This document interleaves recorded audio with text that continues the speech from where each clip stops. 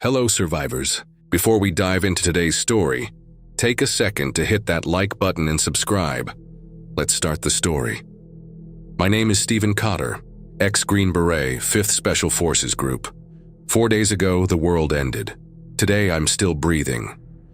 The morning air cuts through the broken windows of what used to be the hardware store.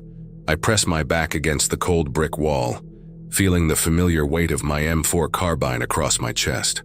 Odin sits motionless beside me, his black and tan coat blending into the shadows. His ears twitch at sounds I can't hear yet, sounds that have kept us alive since this nightmare began. I check my watch. 0647 hours. Golden hour. Best time to move through Millbrook's empty streets before the heat draws more of them out from whatever holes they've crawled into. The smell hits first, always does. Sweet rot mixed with something metallic that coats the back of your throat. It clings to everything now. Clothes, hair, even the inside of this abandoned store where we spent the night. Odin's nostrils flare, but he doesn't move. Good boy. He knows the drill. Through the cracked window, I scan what's left of Main Street. 4 days ago, this place had life. Mrs. Silverstone sweeping her porch at dawn, coffee brewing at Joe's Diner, kids waiting for the school bus that would never come again. Now, nothing but overturned cars and broken glass. A fire hydrant spurts water into the gutter. Been doing that since day 2. The constant dripping has become white noise like rain that never stops. Odin's ears perk up sharper. He turns his head toward the intersection near the old gas station. I follow his gaze and see it. Movement behind the BP sign. Shuffling, aimless. One of them. The thing that used to be Drew Moyer staggers into view. I recognize the Phillies jersey, now torn and stained dark brown. His left arm hangs at an impossible angle, bone visible through shredded flesh. But he keeps moving. They always keep moving. Drew's head swivels in our direction. No recognition in those clouded eyes, just hunger. Basic, mindless hunger. His jaw works constantly, making wet clicking sounds that carry across the silent street. I place my hand on Odin's back, feeling the tension in his muscles. He wants to act, protect, attack, something. But we wait. Movement draws them. Sound draws them. Sometimes staying still means staying alive. Drew shuffles past, following some invisible trail only he can sense. His bare feet leave bloody prints on the asphalt. After 3 minutes, he disappears around the corner toward Elm Street. Clear, I whisper to Odin. He relaxes but stays alert. Always alert. We slip out through the hardware store's rear exit. My boots crunch on broken glass. Too loud for my liking, but necessary. We've got a route planned. Hit the suburban houses on Maple Street. Check for supplies. Avoid the main roads where abandoned cars create choke points. The residential area feels like a graveyard. Front doors hang open, some with scratches deep in the wood. Windows are shattered from the inside out. Whatever happened here happened fast. I approach the first house, blue colonial with white shutters. Nice lawn once. Now the grass grows wild around a child's bicycle lying on its side. The training kicks in. Check corners, watch for movement, trust your partner's senses. Odin goes rigid. Low growl. Something's wrong. The front door creaks in the morning breeze. Beyond it, darkness. But there's sound from inside. Shuffling, scraping. More than one. Stay close, I breathe. Odin moves into position at my left heel. We've done this dance before. I shoulder the door open, weapon raised. The hallway stretches ahead, family photos still hanging crooked on the walls. The smell here is worse. Concentrated death mixed with something else. Waste, fear, the stench of a family's final hours. Movement from the kitchen. A woman emerges, or what's left of her. House dress torn open, exposing ribs that show through rotted flesh. Her hair hangs in bloody clumps, and when she opens her mouth, black liquid drips onto the hardwood floor. Behind her, a man in torn pajamas. Husband, probably. His face is gone from the nose down, just exposed teeth and jawbone clicking together rhythmically. They see us. No, they sense us. Heat, movement, life. They lurch forward, arms reaching, fingers grasping at air. 2 shots. Center mass. The woman drops first, that awful clicking finally stopping. The man takes longer, keeps coming even with his chest cavity exposed. Third shot to the head puts him down. The gunshots ring in my ears, but I force myself to listen for more movement. Odin's already checking the stairs, nose working. He gives the all-clear signal, tail down, ears forward. We clear the rest of the house room by room. Master bedroom, blood-soaked sheets but empty. Kids' room, toys scattered. Window broken outward. Bathroom. Medicine cabinet ransacked, probably by the previous owners before they turned. Kitchen yields better results. Canned soup, crackers, a half-empty jar of peanut butter. Not much, but everything counts now. I load the supplies into my pack while Odin keeps watch. That's when I hear it. Radio chatter from my emergency scanner. Military frequency. I adjust the volume, catching fragments. Philadelphia is gone. Repeat. Philadelphia is gone. Conventional bombardment completed at 0800 hours day 1. Structural collapse achieved. Containment protocol successful. The transmission cuts to static. My blood runs cold. Bombardment on day 1. They hit Philadelphia within hours of the outbreak starting, trying to contain it before it could spread. The civilian casualties must have been catastrophic. I try other frequencies. Emergency services. Dead air. Local police. Nothing. Finally, I catch civilian chatter. These are the explosions from the roof. Whole downtown just collapsed. They say, don't go east. Anyone know about Allentown? Is Allentown still? More static. Philadelphia. Bombed to rubble on the first day because the outbreak couldn't be contained any other way. Conventional explosives, not nuclear. They were trying to create barriers. Collapse key infrastructure. Slow the spread without irradiating the entire region. How many cities got the same treatment? How many millions died not from infection, but from the cure? Odin pads over and presses against my leg. He can sense the change in my breathing, my heart rate. Dogs know stress better than humans sometimes. We're okay, boy, I tell him. We stay here, we survive. But even as I say it, doubt creeps in. How long can we last? How long before we run out of supplies, ammunition, luck? We move to the next house. This one's been cleaned out already. Cabinets open, drawers pulled. Someone got here first. Recent tire tracks in the driveway. Oil stains still wet. Other survivors. The thought brings equal measures hope and fear. People can be trusted or they can put a bullet in your back for a can of beans. In my experience, desperation makes monsters out of ordinary folks faster than any infection, but the tracks are fresh, less than a day old. Someone with a working vehicle, which means they might know something about safe zones, evacuation routes, places where order still exists. Odin's investigating the tracks, nose to the ground. His tail starts wagging, not playful, but alert. He's found a scent trail. Human scent. Moving west toward the old shopping district. I study the tracks more carefully. Deep treads, wide wheelbase, SUV or truck. Heavy load, probably supplies or passengers. The vehicle scraped something backing out. Fresh paint on the mailbox post. Decision time. Follow the tracks and risk contact with unknown survivors. Or stick to our routine and stay safe in familiar territory. My radio crackles again. Anyone listening, trapped near Route 422? Please respond. Running out of time. The voice cuts through static. Young, female, desperate. She's close, maybe a few miles out, but Route 422 runs straight toward what's left of Philadelphia. Toward the bombed-out ruins where nothing could have survived. I look down at Odin. He's watching me, waiting for the command. Trust. Complete, absolute trust. He'll follow me into hell if I ask, because that's what partners do. The tire tracks head west, away from the ruins. Away from the girl on the radio calling for help she might never get. Come on, boy, I decide. Let's see who else made it through the first day. We follow the tracks down Maple Street, past houses that will never again know the sound of children playing or dinners cooking.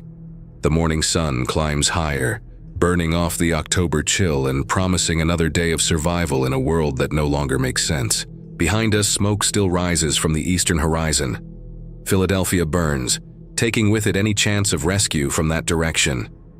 Ahead, tire tracks lead toward uncertainty. But uncertainty beats sitting in the ruins of the old world, waiting for winter or starvation or the infected to finally catch up with us. And maybe, just maybe, we're not as alone as I thought. The tire tracks lead us through Millbrook's skeletal remains, past strip malls with shattered windows and gas stations that'll never pump fuel again. Odin trots beside me, nose working constantly. Every few blocks he stops and tests the air, ears forward, tail straight. His alerts have kept us breathing for 4 days. The tracks turn left at the old Ford dealership, where showroom cars sit buried under ceiling tiles and broken glass. Someone tried to ram their way out through the front window, failed, by the look of twisted metal and dried blood on the steering wheel. "Easy, boy," I whisper as Odin's hackles rise. He's picked up something I haven't heard yet. Half a mile out, the asphalt gives way to broken guardrail and scattered debris. The tire tracks end in churned earth and grass stained dark. Vehicle accident. Recent one, judging by the fresh skid marks and steam still rising from twisted metal. The SUV lies on its side in the drainage ditch, wheels spinning lazily in the October air. Dark blue Honda Pilot, Pennsylvania plates, family stickers on the rear window. Movement around the wreckage. Not good movement. 6 of them circle the overturned vehicle like sharks. An elderly woman in a torn housecoat shuffles between the front bumper and brambles. What's left of a teenager in track gear stumbles along the far side, leather jacket hanging in strips. A man in mechanic's overalls drags his broken leg behind him. 3 more emerge from the tree line. Fresher kills, still mobile, still dangerous. Because there are sounds from inside. Human voices. "Dad, Dad, can you hear me?" A girl, young, scared but trying to sound brave. "I'm okay, sweetheart, just stay calm." Male voice, older, strained with pain. "Help's coming. Someone will come." 4 days into hell, and he still believes rescue is coming. I drop into a crouch behind the guardrail. Odin pressed against my left leg. Standard tactical assessment. 6 hostiles. Unknown number of civilians trapped. Minimal cover. The infected haven't noticed us yet. Too focused on the voices inside the vehicle. My radio crackles softly. Philadelphia containment successful. Conventional bombardment completed day 1, 0800 hours. Structural collapse achieved throughout downtown core. Secondary debris zone still unstable. All units maintain perimeter. Conventional bombs. Day 1, just hours after the outbreak started. They hit Philadelphia fast and hard, trying to contain the infection before it could spread beyond the city limits. The civilian casualties from the bombardment alone must have been staggering. Millions trapped in a collapsing city. The smart play is obvious. Walk away. Keep moving west. Keep Odin safe. 6 infected versus 1 man and a dog. Those aren't good odds. Add unknown civilians who might panic, might get us all killed. But the girl inside sounds like she's maybe 16. Same age as my niece back in Colorado. "Hang tight," I breathe to Odin. He settles into position, muscles coiled but controlled. I study the infected more carefully. The old woman moves with the characteristic shuffle, left hip dragging. The teenager is fresher, recently turned, faster but clumsier. The mechanic drags his shattered leg. The 3 from the woods are the real threat. Recently infected, still retaining coordination and speed. Plan forming. Take the slow ones first. Create noise to draw the fast ones into a killing field where I can control the engagement. "Stay close," I whisper, and slip over the guardrail. The October grass crunches under my boots despite my best efforts. The infected are focused on easier prey. The voices from inside the vehicle mask my approach. The old woman never sees me coming. The car bar slides between her vertebrae with practiced efficiency. She drops without a sound. The teenager notices the sudden silence. He turns, clouded eyes focusing on me. His mouth opens, releasing a wet moan that will draw every infected thing within a quarter mile. 2 shots, 1 to the head. The .45 rounds punch through ribs and skull, dropping him next to the vehicle's rear bumper. The gunshots ring like thunder in the afternoon quiet. The remaining 4 infected respond immediately. The mechanic with the broken leg reaches me first, easiest target. I sidestep his grasping arms and put 2 rounds into his skull from point-blank range. 3 left, the ones from the woods moving faster now, drawn by gunfire. They spread out instinctively, basic predator behavior. The first reaches the guardrail and vaults over with surprising agility. Female, mid-30s. I put her down with a controlled pair to center mass, but she keeps coming. Third shot to the face stops her permanently. Movement to my left, the second infected flanking around the vehicle's front end. Male. I swing my weapon toward him, but my boot catches on something in the tall grass. Twisted metal from the crash, hidden in the weeds. My ankle turns violently, sending white-hot pain shooting up my leg. I stumble, nearly losing my footing, and the man lunges forward with arms extended. Odin hits him like a furry missile. 80 pounds of trained aggression slamming into the infected man's chest. They go down together, but Odin's been trained for this. His jaws find the throat, crushing the windpipe until the thing stops moving.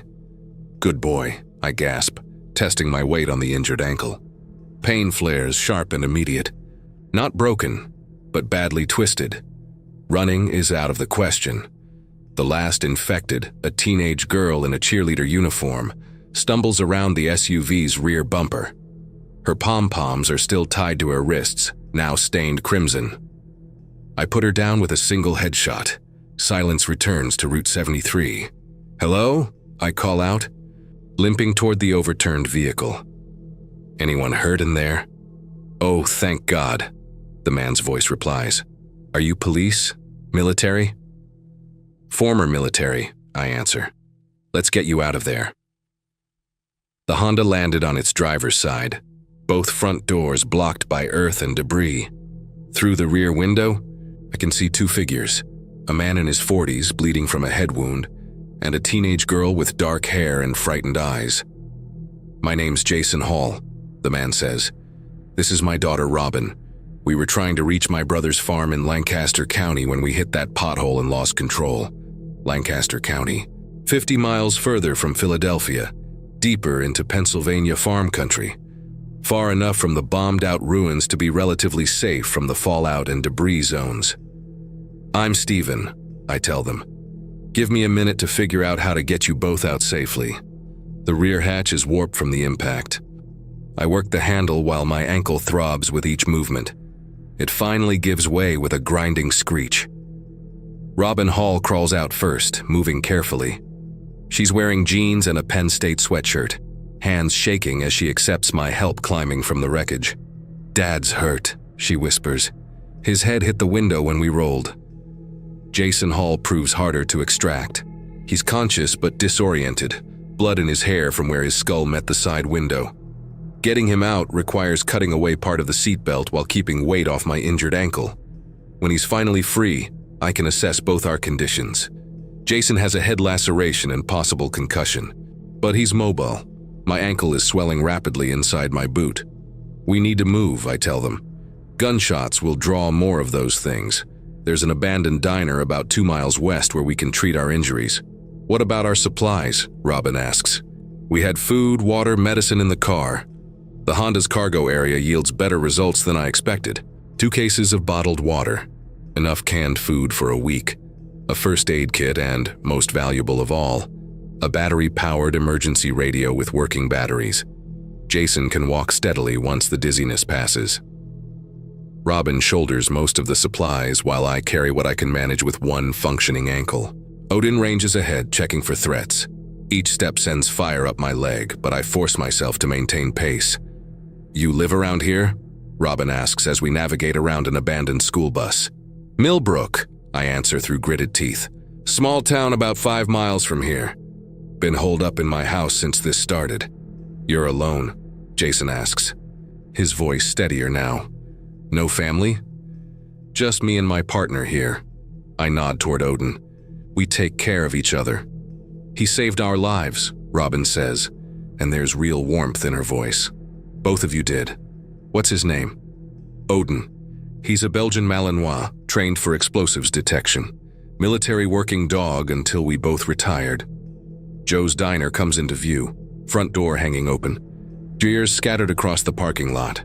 Someone was here recently. Wait here, I tell the Halls, settling them behind a concrete planter while I rest my throbbing ankle. Let me clear the building first. The diner smells like old grease and something organic that's been sitting in October heat too long. But no immediate signs of infected activity. The kitchen yields canned soup and bottled water. Clear, I call out and help Jason inside. The afternoon light slants through dirty windows as Robin works on my ankle with supplies from their first aid kit. Her technique is surprisingly competent. Hold still, she says, wrapping the joint with an elastic bandage. This should help with the swelling. Better, but not good. I can walk, but running is out of the question. In a world where speed means survival, I've just become a liability. The emergency radio crackles to life. Evacuation centers established in Harrisburg and Allentown. Roads remain congested. Avoid Interstate 76 and Route 422. Infected concentrations reported near all major highway intersections. Robin adjusts the frequency. Philadelphia bombardment assessment complete. Structural damage extends beyond projected parameters. Debris field contamination widespread. Recommend 60-mile exclusion zone. They really did it, Jason says quietly. They bombed Philadelphia on the first day. Conventional weapons, I point out, trying to collapse key buildings, create barriers to slow the infected spread. Problem is, they had to do it while millions of people were still in the city. How many people didn't make it out? Robin asks. The question hangs heavy. Philadelphia, population 1.6 million. The outbreak started early morning. Bombs fell at 800 hours. How many got evacuation orders? How many had time to flee? How many died not from infection, but from their own government's desperate solution? We try other frequencies, catching pieces of conversations between emergency responders, civilian groups, military units. The picture that emerges isn't encouraging. Lancaster County is still clear, Jason says, reading from notes he's taken. My brother's farm is isolated, well supplied, defensible, far enough from the Philadelphia debris zone to be safe. That's 50 miles, I remind him, through territory that's crawling with infected. Back roads, Robin suggests. Farm routes, county roads, longer but safer. I study the map spread across the table, tracing possible routes with my finger. Every major highway leads toward population centers that are either overrun or bombed. Every small town represents another roll of the dice. It's possible, I admit. Risky, but possible. Your father's in good enough shape to travel? The Honda's totaled, Jason says, but there were other abandoned cars along the highway. Some might still run. Even if we find transportation, it's a 2-day journey minimum, I tell them. With my ankle, I don't finish the sentence. They understand the mathematics of survival. Injured team members slow down the group, create vulnerabilities. We're not leaving you, Robin says firmly. You saved our lives, and now I'm endangering them, I reply. This ankle won't heal for weeks. I can't run, can barely walk without pain. Jason studies me carefully. You're staying here. I'm thinking about it, I admit. This diner's defensible, well-stocked off the main roads. Wait out the worst of the chaos while the debris zones stabilize. What about winter? Robin asks. Food? Fuel? Medical supplies? Millbrook's got everything we need if we're smart about scavenging. Most people evacuated or died in the first days. Plenty of abandoned resources. The radio crackles again. Safe Zone Charlie 9 reports massive breach. Infected overran perimeter at 1600 hours. All units withdraw to fallback positions. Another sanctuary failed. The pattern repeats across every frequency. Evacuation centers overrun. Military units scattered. Safe zones turning into death traps. Maybe staying put isn't such a bad idea, Jason admits. At least here, you know the terrain. You're not trapped in some overcrowded shelter waiting for the walls to fail. What about your brother? I ask. Jim can take care of himself, Jason replies. Paranoid survivalist type, always talking about government collapse. He probably saw this coming from day one. Might be the only person in Pennsylvania who's actually prepared for total societal breakdown. Robin laughs despite everything. Uncle Jim's got enough food stored to feed half of Lancaster County. Solar panels, well, water, underground bunkers. He'll be fine whether we make it there or not. Then why leave, I ask. Father and daughter exchange a look. Because, Robin says quietly, we don't want to survive this alone. I understand. Survival isn't just about staying alive, it's about staying human. You should go, I tell them. Tonight, while it's dark. Find a working vehicle, stick to back roads, move fast and quiet. And you? Jason asks. I'll fortify this place. Set up defenses, establish supply lines. Wait for the situation to stabilize. How long? Robin asks. However long it takes. We spend the remaining daylight planning their escape route and my defensive preparations. Jason proves surprisingly knowledgeable about Pennsylvania's back roads. Decades of hunting trips have given him detailed knowledge of rural routes that avoid both major population centers and the expanding Philadelphia debris zone. Robin helps me inventory our combined supplies and identify priority targets for future scavenging runs. The pharmacy on Main Street, the sporting goods store with camping equipment and hunting rifles, the auto parts shop with tools and batteries. As darkness falls, they prepare to leave. Robin has found a working pickup truck in the diner's rear parking lot. Keys still in the ignition, half a tank of gas. The bed contains hunting gear and camping equipment from the previous owner. You sure about this? Jason asks one final time. I'm sure, I tell him, though my chest tightens. Keep your radio on channel 7. Check in when you reach your brother's place. Robin hugs me before they leave, fierce and desperate. Thank you, she whispers, for everything. Take care of each other, I reply. Trust your instincts. And remember, other people can be more dangerous than the infected. I watch through the diner window as they load into the pickup truck, Robin behind the wheel, Jason riding shotgun with a baseball bat across his knees. The engine starts with a rumble that seems impossibly loud in the October night. They pull out of the parking lot heading west toward Route 30, taillights disappearing into darkness. Odin pads over and sits beside my chair, pressing against my leg. The diner feels empty without the Hall family's presence. For a few hours we had something resembling a group, a purpose beyond simple survival. Now it's just me and my partner again, sitting in an abandoned restaurant while my ankle throbs and the night closes in. But as I scratch behind Odin's ears, I know I made the right choice. Some partnerships are worth more than safety or mobility. The radio crackles, distant voices, fading transmissions, the electronic ghosts of a dying civilization. I settle in for a long night of monitoring frequencies. Tomorrow, the real work begins. Fortification, scavenging, defense, building something sustainable from the wreckage. Tonight, we just need to survive until dawn. My ankle pulses with pain, reminding me that I'm no longer the soldier I used to be. Age and injury have made me vulnerable in ways that 20 years of combat training can't overcome. But Odin doesn't care about vulnerability. He settles beside my chair with absolute trust, confident that together we can face whatever comes next. 4 days ago, the world ended. Today, we're still breathing. Tomorrow, we start building it back. Dawn breaks cold and gray over the diner, casting long shadows through the windows I haven't boarded up yet. My ankle throbs with a steady rhythm that matches my heartbeat, swollen, stiff, but bearable if I don't put too much weight on it.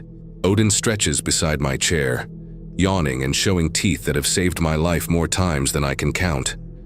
The radio hisses with static. I've been monitoring frequencies all night, catching fragments of transmissions that paint an increasingly bleak picture. Safe zones falling one by one. Military units going dark. Civilian groups screaming for help that never comes. Morning, boy, I whisper, scratching behind Odin's ears. He leans into my touch, tail wagging softly. Simple pleasures in a world that's forgotten how to be simple. I test my ankle, wincing as I put weight on it. Better than yesterday, but not by much. Walking is possible. Running is still out of the question. In the zombie apocalypse, that's often the difference between living and dying. The diner's kitchen yields instant coffee and canned peaches for breakfast. Not exactly a soldier's meal, but it'll keep us going. Odin gets the last of the jerky from my pack, watching me with those intelligent brown eyes that seem to understand everything. Outside, Millbrook continues its slow death. A few infected wander the streets, stragglers drawn by some distant sound or scent. Nothing like the massive hordes I've heard about on the radio. Small towns have advantages. Lower population density means fewer infected, more space to maneuver, better sight lines, but they also have disadvantages. No backup, no reinforcements. When things go bad, you're on your own. I spend the morning working on defenses. The diner has too many windows, too many entry points. Using furniture and debris from the parking lot, I barricade the front entrance and most of the side windows. Leave the back door accessible but reinforced. Always have an escape route. The work is slow going with my injured ankle, but Odin helps by alerting me to any movement outside. His ears are better than any security system and he never gets tired or distracted. By noon, I've turned Joe's diner into something resembling a fortress. Not impregnable, but defensible. The kind of place where one man with good weapons and better positioning might hold out against significant numbers. The radio crackles. Channel 7 to any survivors. This is Jason Hall. We made it to Lancaster County. Uncle Jim's place is secure. Stephen, if you're listening, thank you again. We're safe. Robin's voice comes through clearer. Stephen, are you there? We found others here. Good people. You should come.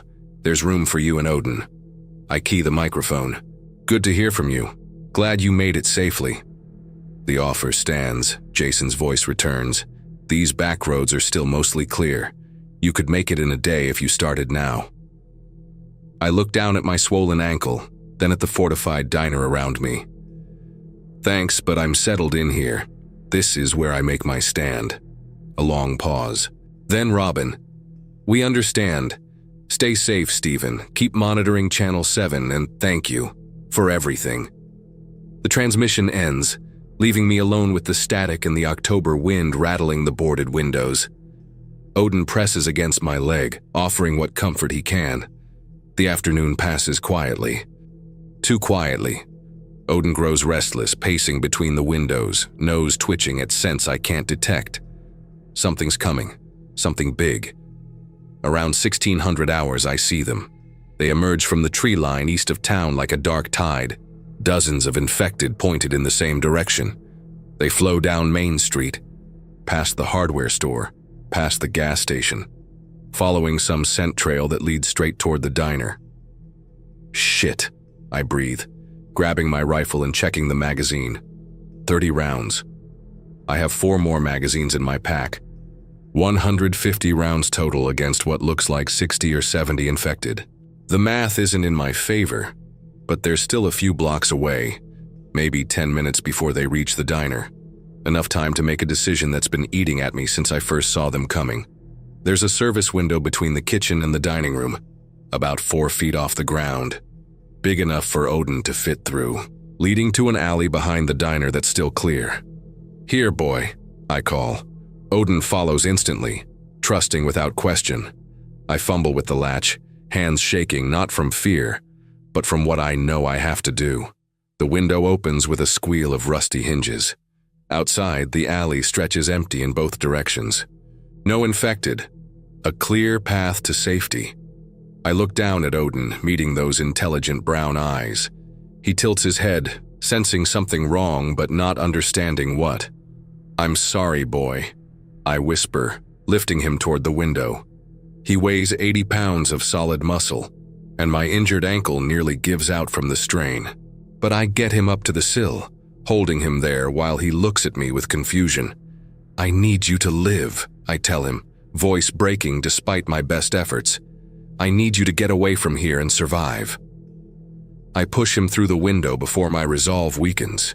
He lands in the alley with a surprised yelp, then immediately tries to jump back up. But the window is too high, and I slam it shut and lock it before he can make the leap. Through the glass, I see him pawing at the frame, whining desperately. His eyes meet mine one last time, brown and loyal and full of confusion at this betrayal. I turn away before I lose my nerve. Can't watch him leave.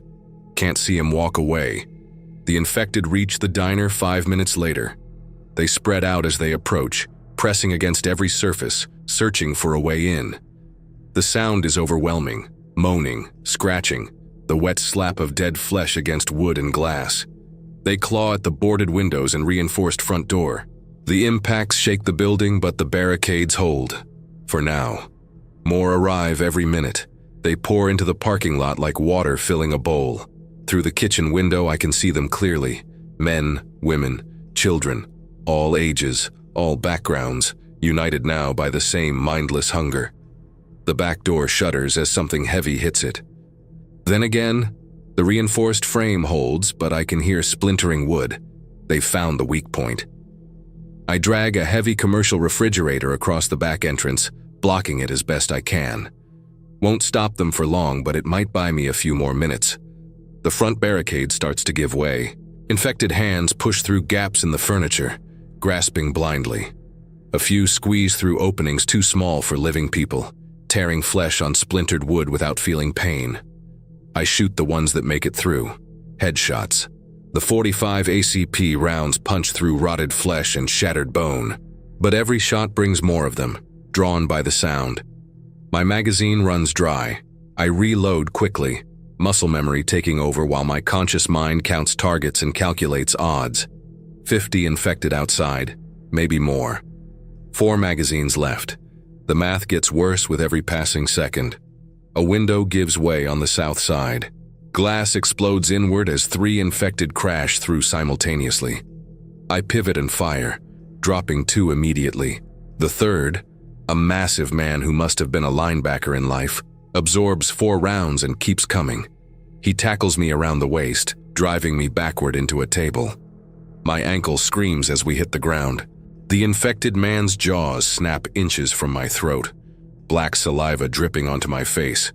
I manage to get my knife between us, driving the blade up under his chin and into his brain. He collapses on top of me, dead weight that I struggle to push aside. More windows shatter. The front barricade collapses entirely. They pour into the diner like water through a burst dam.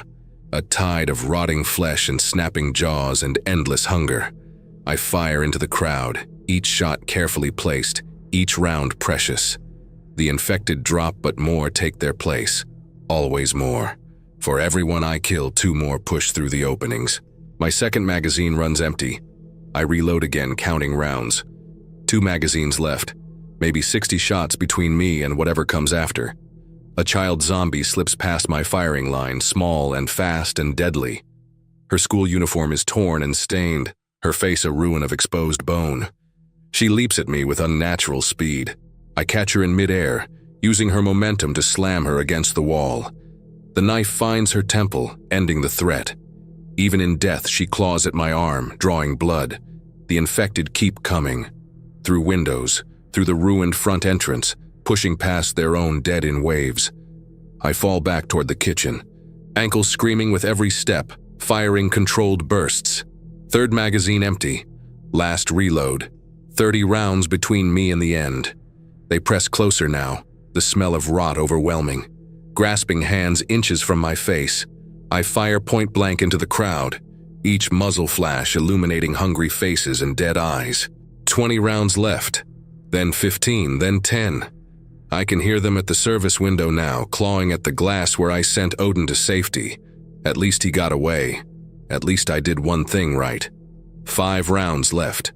A man with half his body missing reaches for me with broken fingers. 2 rounds left. A young woman, her throat torn out, stumbles forward with arms outstretched. Last round. I save it, pressing the barrel under my chin, finger on the trigger. Then I hear it. Gunfire. Not mine. I'm out of ammunition. This comes from outside, from the alley where I sent Odin. The disciplined shooting of trained people. Multiple infected in the alley. Buildings compromised, survivor inside. Clear them out, move. The infected around me turn toward the new sounds, their attention drawn by fresh targets. Some actually leave the kitchen, shambling toward the noise of combat. The service window explodes inward as someone kicks it open from outside. A figure drops through the opening, civilian clothes but military-grade rifle. Behind him, another person in hunting gear. "Survivor located," the first figure calls. A young man, maybe mid-20s. Male, injured, looks military. He spins and fires 3 rounds into an infected woman reaching for my throat. Her head snaps back, black fluid spraying the wall. "Can you move?" he asks. "Ankles twisted," I manage. "Can walk, but can't run." "Copy that. Kira, we need help in here." A woman drops through the window, older, maybe 40s, wearing a Pennsylvania National Guard uniform but civilian gear mixed in. She immediately starts shooting, clearing infected with professional precision. "Transport 60 meters north," she reports. "Rob's got the engine running." Together they create a corridor of fire, cutting down infected with coordinated movements. Not full military unit discipline, but close enough. Survivors who've learned to fight together. "Sir," the woman addresses me, "we're getting you out. Stay between us." They boost me through the window, strong hands lifting me despite the chaos. I land hard in the alley, ankle protesting but stay upright.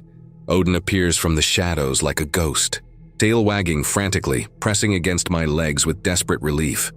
His muzzle is bloody. He's been in a fight. "Good boy," I whisper, burying my face in his fur. "You didn't leave." "Smart dog," the young man says, dropping into the alley behind me. "Found our camp about 2 hours ago. Kept barking and running toward town until Sergeant Hawks figured out he was trying to tell us something." The woman, Hawks, lands beside us. Dog had blood on him, fresh scratches. We knew someone was in trouble. He led us straight here.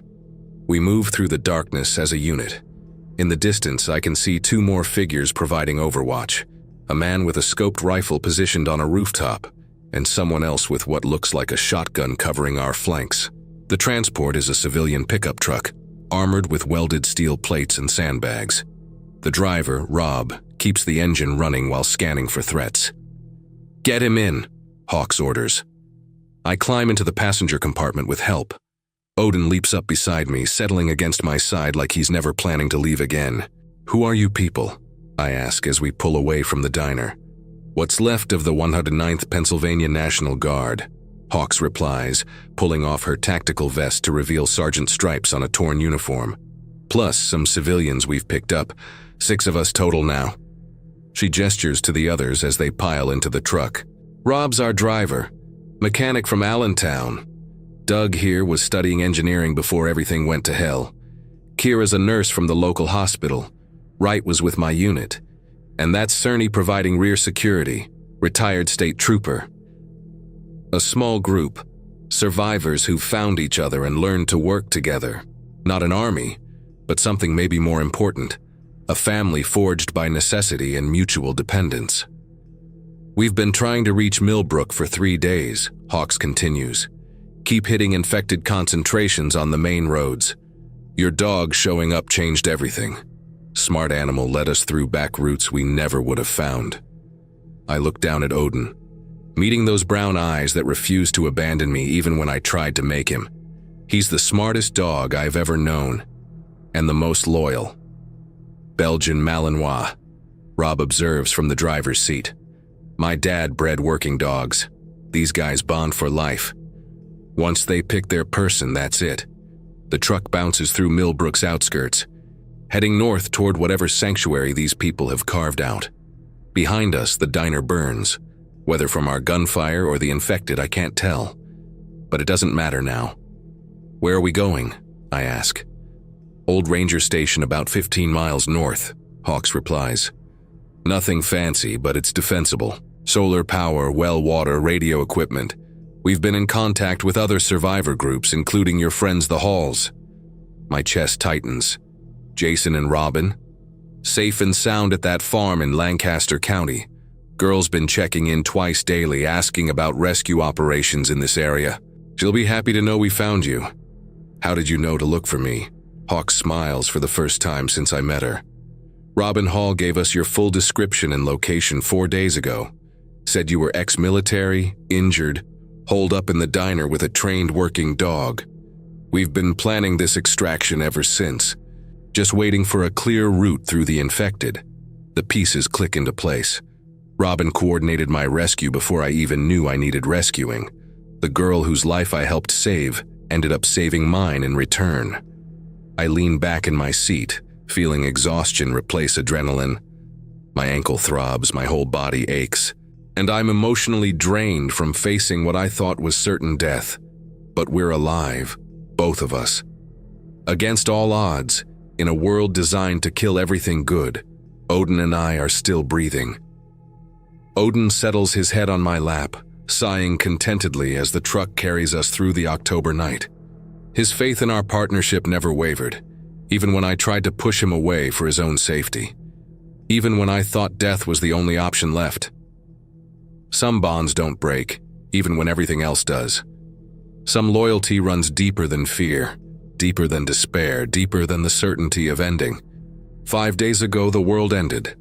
Tonight, my partner refused to let me face that ending alone. Tomorrow, we'll face whatever comes next. Together. As we always have. As we always will.